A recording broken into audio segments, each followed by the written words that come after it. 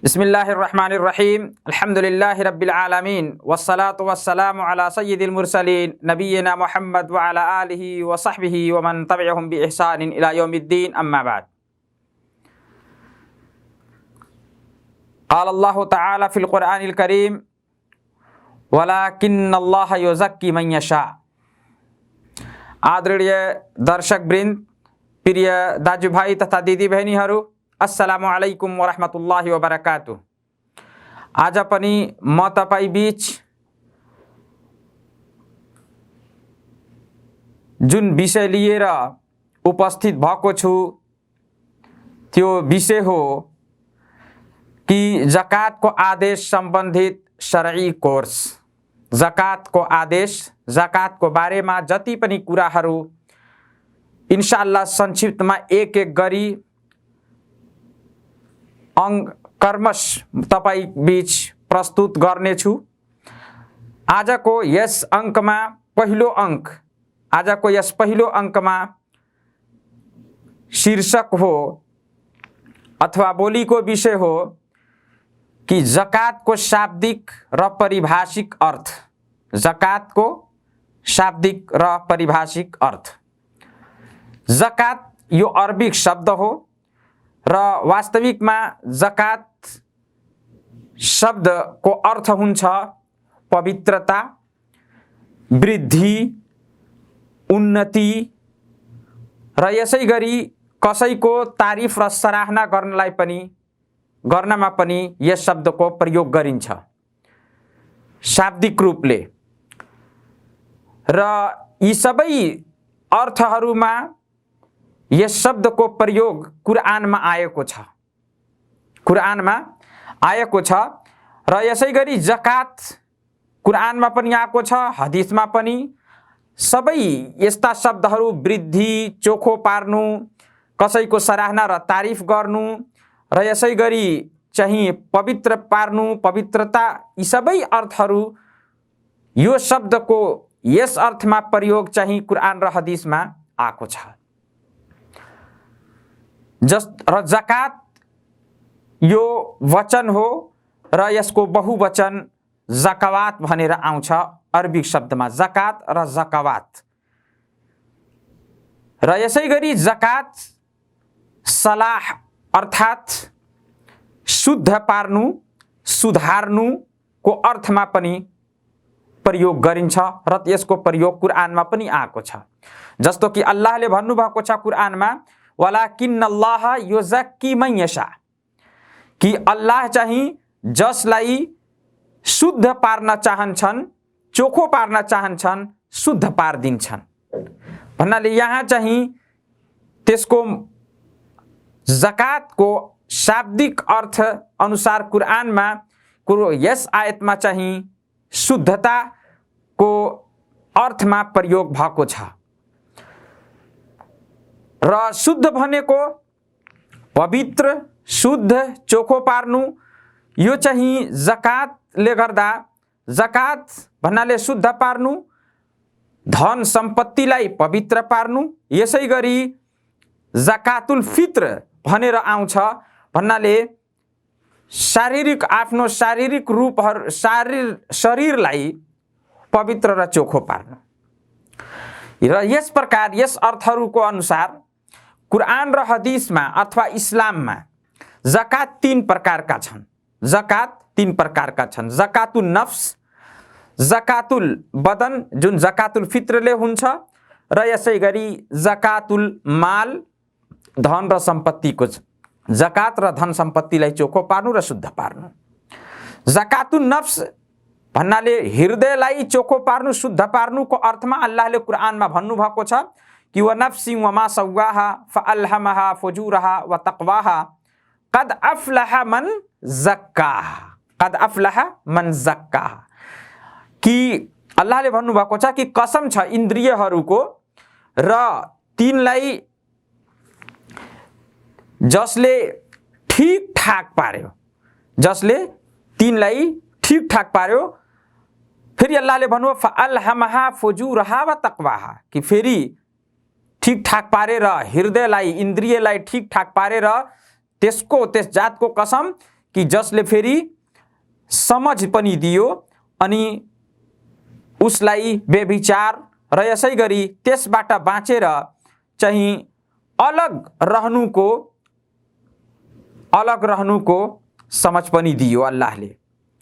यसै गरी भन्नुभयो अल्लाहले कद अफ्लह मन ज़क्काहा, हृदयलाई, मनलाई, इन्द्रिय जुन सोच विचार छ त्यसलाई, इन्द्रियलाई शुद्ध राख्यो त्यो सफल भयो। जसले आफ्नो हृदयलाई, आफ्नो मनलाई, आफ्नो इन्द्रियलाई जसले चाहिँ स्वच्छ र शुद्ध राख्यो त्यो चाहिँ सफल भयो।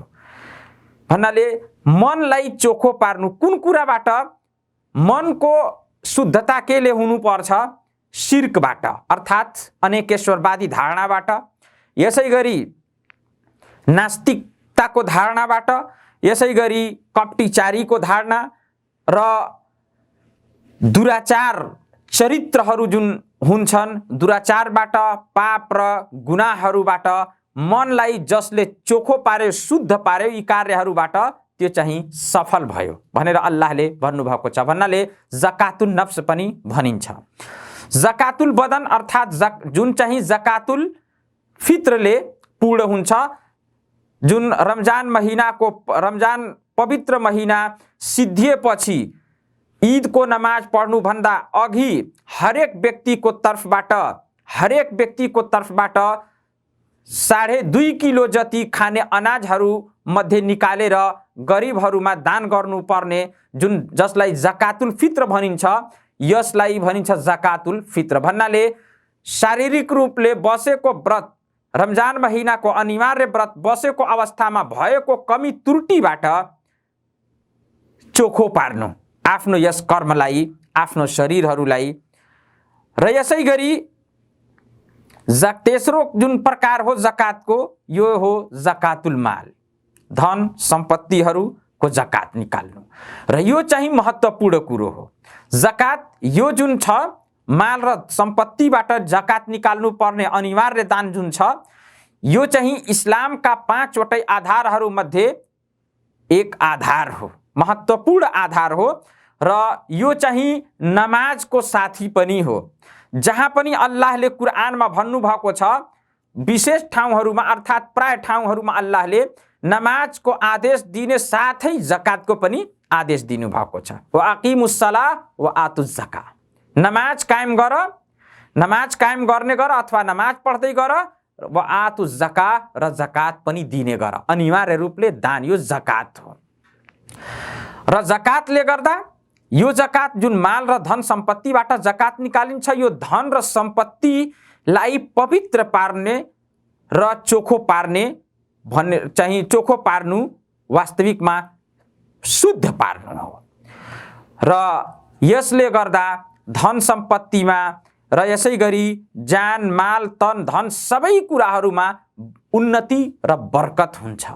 यो जकात हो। र यो अर्थहरूको हिसाबले जकात चाहिँ, जकातको शाब्दिक अर्थ हुन्छ, शाब्दिक अर्थ भयो वृद्धि, बढोत्तरी र यसै गरी पवित्रता र उन्नति, बरकत। र शाब्दिक अर्थ यो भयो जकातको। र परिभाषिक अर्थ भन्दाखेरि यो चाहिँ एउटा विशेष हक र अधिकार हो जुन मालमा अनिवार्य गरिएको छ कि धन सम्पत्तिबाट निकाल्ने एउटा विशेष सम्पत्तिको विशेष अंश निकालेर दिनु, जुन माल र धन सम्पत्तिबाट हुन्छ। र यी सबै परिभाषिक र यसै गरी शाब्दिक अर्थलाई मिलाएर इस्लामी शास्त्र अर्थात् इस्लाममा जुन इस्लामी आदेश अनुसार यसको अर्थ यस प्रकार हुन्छ जकातको कि विशेष शर्तहरूको साथ, इस्लामी आदेश अनुसार अनिवार्य रूपले विशेष शर्तहरूको साथ विशेष धनको विशेष अंश निर्धारित समयमा विशेष वर्गको लागि निकाल्नु र दान गर्नु, यो जकातको सम्मिलित एउटा परिभाषिक अर्थ हो जुन इस्लाममा बुझिन्छ, जुन इस्लामको का आधारहरू मध्ये तेस्रो आधार हो, जुन महत्त्वपूर्ण आधार पनि हो, जसलाई इन्कार गर्ने व्यक्ति इस्लामबाट खारेज भइहाल्छ। र यो जकात जुन इस्लामी परिभाषामा जकात भनेर आएको छ र यसै प्रकार इस्लामका 5वटै आधारहरू मध्ये एक आधार जुन भनिएको छ, यो कुरानमा पनि एउटा सदकाको शब्दले पनि प्रयोग भएको छ। जकात नै हो तर सदकाको शब्दले अल्लाहले यसको विषयमा चाहिँ जानकारी र आदेश दिनुभएको छ। अल्लाहले कुरानमा आएको छ कि खुज मिन अमवालिहिम सदकतन तुतहिरुहुम व तुजक्कीहिम, कि तिनीहरूको सम्पत्तिबाट तपाईँ हे नबी मोहम्मद सल्लल्लाहु अलैहि वसल्लम, तिनीहरू अर्थात् इस्लाम ल्याउने मोमिनहरूको सम्पत्तिबाट तपाईँ सदका अर्थात् विशेष, यहाँ सदका भनेर तर जकात नै त्यसको तात्पर्य रहेको छ। सदका अर्थात् अनिवार्य दान जकात लिनुस्, जसबाट तिनीहरूलाई तपाईँ शुद्ध र पवित्र गरिदिनुस्। र यसै प्रकार अल्लाहले कुरानको अर्को ठाउँमा जुन भन्नुभएको छ, यी जकातका हकदारहरू को हुन्, कोले पाउनु पर्छ अथवा कोलाई दिन मिल्छ। जकात निकालेर सबैलाई दिन मिल्दैन, केही विशेष समुदाय, विशेष समूह र विशेष वर्ग छन् जसलाई मात्रै दिन जकात हलाल छ र जायज छ।